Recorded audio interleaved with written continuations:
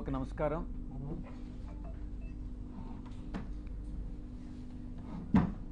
మొట్టమొదటిగా 2024 ఎన్నికలను చర్చించుకుందాం. ఒక పరిణామ క్రమంలో ఒక సిస్టమేటిక్గా ఎలా కుట్రలు జరుగుతున్నాయి అన్నటువంటి విషయాన్ని ఆకలింపు చేసుకోవాలి. 24 ఎన్నికల్లో వైఎస్ఆర్ కాంగ్రెస్ పార్టీ ఓటమి పాలైనటువంటి విషయం మీ అందరికీ కూడా తెలిసినటువంటి విషయం. దానికి చాలా కారణాలు ఉన్నాయి, సమీక్షించుకుంటున్నాం. ఆ సమీక్షల తర్వాత ఏదైతే నివారణోపాయాల్ని ఆలోచించి చర్యలు తీసుకోవాలనో ఆ చర్యలు తీసుకోవడం జరుగుతుంది మా పార్టీ అధ్యక్షుల వారు. ఎన్నికల రిజల్ట్ వచ్చిన తర్వాత, కొత్త ప్రభుత్వం పగ్గాలు చేపట్టిన తర్వాత ఏం జరుగుతుంది, మొట్టమొదటిగా ఏం జరిగింది అన్నటువంటిది అర్థం చేసుకోవాలి. రాష్ట్ర వ్యాప్తంగా ఇచ్చాపురం నుంచి అలా కుప్పం వరకు కూడా 175 స్థానాల్లో 11 స్థానాలు మేము సంపాదించుకున్నప్పటికీ, ఓటమి పాలైనప్పటికీ ప్రజల తీర్పుకి కట్టుబడి మేము అధికారాన్ని దిగిపోయాం.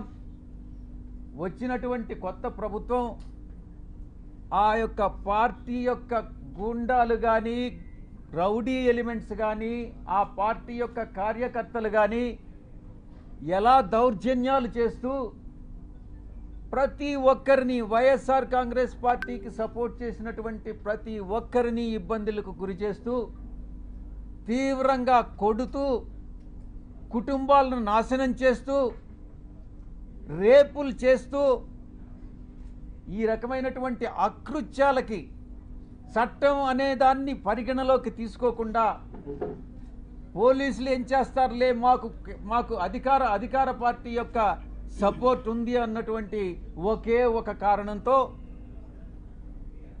ఆ అకృత్యాలకన్నిటికీ పాల్పడడం జరిగింది. కొన్ని కుటుంబాలు కాసేపు నిశ్శబ్దంగా ఉండండి, ఎవరైతే ఇష్టం లేదో ప్రెస్ కాన్ఫరెన్స్లో వాళ్ళు వెళ్ళిపోవచ్చు.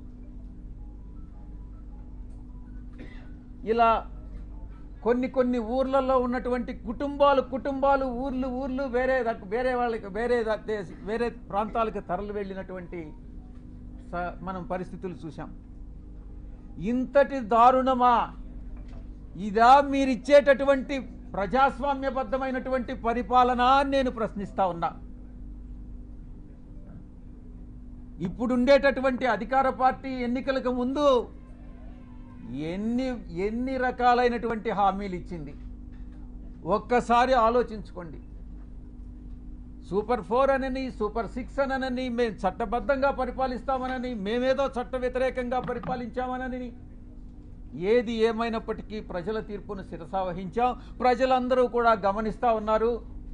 తప్పకుండా ఈరోజు ఈ యొక్క పరిపాలన, ఈ ఒక్క నెల రోజుల్లోనే ఈ యొక్క ప్రభుత్వం చేస్తున్నటువంటి రాక్షస పాలన ప్రజలందరూ కూడా గమనిస్తూ ఉన్నారు. తప్పకుండా ఇది పతనానికి, ఈ యొక్క ప్రభుత్వ పతనానికి నాంది పలుకుతా ఉన్నారు. వాళ్ళే నాంది పలుకుతున్నారు అన్నటువంటి విషయంలో సందేహమే లేదు. ఇక రెండవ అంశం, ఎవరైతే నాయకులు ఉన్నారో వైఎస్ఆర్ కాంగ్రెస్ పార్టీ నాయకులు, వాళ్ళందరి మీద బురద చల్లడం.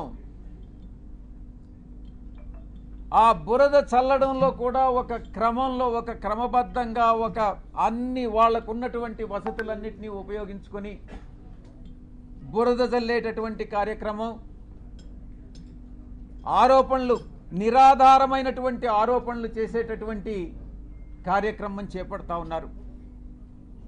ఇదంతా పద్ధతి ప్రకారమే జరుగుతూ ఉంది. నేను ఒక్కటే చెప్తా ఉన్నా, ఎవరైతే ఈ నిరాధారమైన ఆరోపణలు చేశారో, ఎవరైతే నా పేరు ప్రతిష్టలు దెబ్బతీసేదానికి ప్రయత్నించారో, వాళ్ళు ఎంత పెద్దవాళ్ళైనా, ఏ పార్టీకి చెందినటువంటి వాళ్ళైనా, అది మా పార్టీలో వాళ్ళైనా కావచ్చు, అధికార పార్టీకి సంబంధించినటువంటి వాళ్ళైనా కావచ్చు, వదిలే ప్రసక్తే లేదు అని నేను ఘంటాపదంగా చెప్తా ఉన్నా.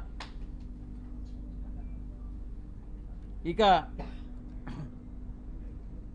ఎవరైతే ఈరోజు ఇంకొక విషయం కూడా చెప్పాలి మీకు. ఎవరో ఒక వ్యక్తి, ఇద్దరు మోటార్ సైకిల్ మీద నిన్న విజయవాడకి మా ఇంటికి వచ్చారట. ఆ ఫోటో కూడా వీడియోలో రికార్డ్ అయింది. వీడెవరో తెలుగుదేశం పార్టీకి చెందినటువంటి ఒక లేడీ, ఒక పురుషుడు.